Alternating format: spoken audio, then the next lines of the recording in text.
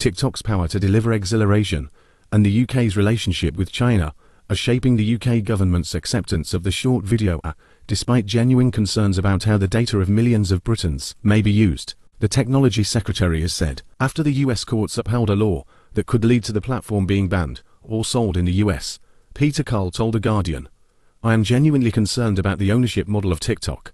I'm genuinely concerned about their use of data linked to the ownership model, but as Donald Trump announced a presidential executive order pausing the US ban for 75 days. Carl described it as a desirable product and said it was important that young people should be free to explore all sorts of cultures and ideologies. Amid fears it could be used for Chinese propaganda, he said the UK's position towards the app involved getting that balance right with the sort of exhilaration TikTok can deliver to users. A recent Rutgers University study suggested heavy users of TikTok in the US demonstrated a roughly 50% increase in pro-China attitudes compared with non-users, and there is concern that the Chinese government can access data gathered by the app. It claimed TikTok amplified irrelevant or clickbait material to crowd out posts about alleged Chinese Communist Party abuses and suppressed anti-China content using moderation algorithms. It concluded, TikTok's content may contribute to psychological manipulation of users, aligning with the CCP's strategic objective of shaping favorable perceptions among young audiences.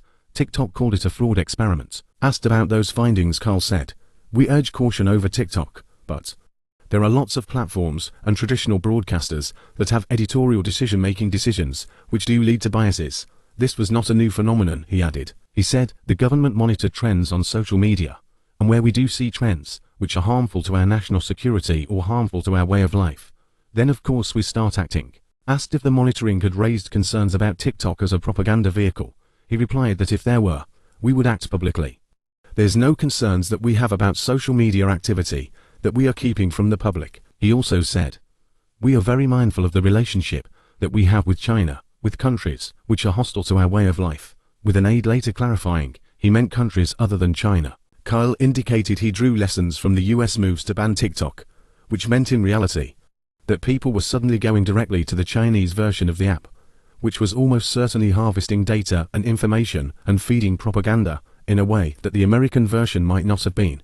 A TikTok spokesperson stressed that in the UK, the app was provided by a UK-registered and regulated company.